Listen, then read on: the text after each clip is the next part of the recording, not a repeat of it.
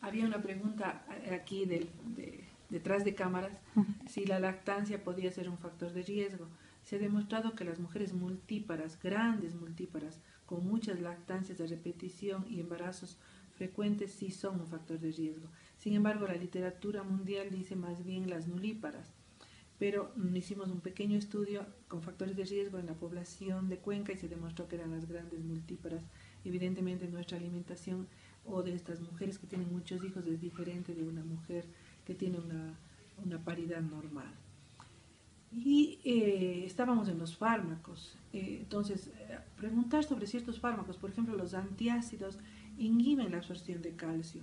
También uno debe preguntar si está anticoagulado o si toma anticonvulsivantes o qué otros medicamentos está tomando, porque eso puede ayudarnos también en valorar los factores de riesgo. Y solo una mujer que tenga factores de riesgo, más de 2 factores de riesgo, y tenga una edad de perimenopausia, debe hacerse una densitometría ósea, que sería el método de screening, ya no screening, el método de diagnóstico que confirmaría el diagnóstico, porque solo en fase a factores de riesgo nos acercaríamos a una probabilidad, pero el diagnóstico definitivo es solo con una densitometría ósea y no una densitometría de una parte periférica como el dedo o el talón, sino tiene que ser axial y femoral. Que sin embargo esos estarían indicando factores de riesgo para esos huesos, pero existen tablas que están comparando estos valores con valores internacionales y eso es lo que nos hacemos el diagnóstico basándonos en el T-score.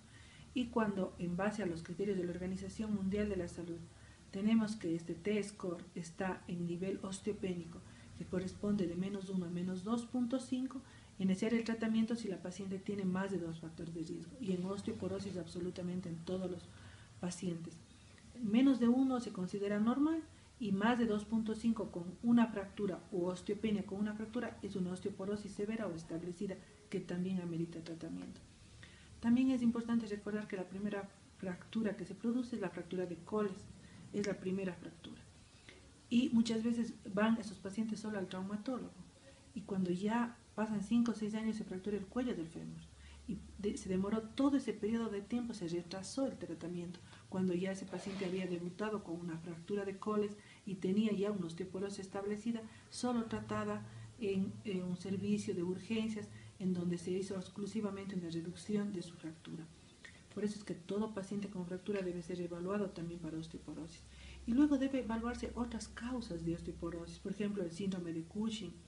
También debería evaluarse el hiperparatiroidismo, una persona que recibe sustitución de hormona tiroidea pero en dosis no adecuada o en megadosis, y otras patologías que pueden llevar a esto como la insuficiencia renal crónica, la misma artritis reumatoide y enfermedades autoinmunes.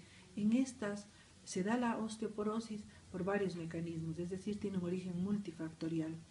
En primer lugar, la toma de corticoides. El corticoide actúa por varios mecanismos produciendo osteoporosis, desde el aumento de la actividad del osteocito, disminución de la actividad del osteoclasto, disminución de la reabsorción a nivel renal del calcio, aumento de la excreción a nivel intestinal, es decir, la cortisona es un fármaco de los que más riesgo tiene de producir osteoporosis, pero el paciente artrítico generalmente no se mueve, es sedentario por el dolor, y luego los otros fármacos como el metotrexate también producen osteoporosis. Por tanto, es importante reconocer los fármacos que se toman, las patologías de base, quién es el paciente en el que vamos a diagnosticar. Conociendo todo esto, con una densitometría hacemos el diagnóstico y ahí el tratamiento. Actualmente hay muy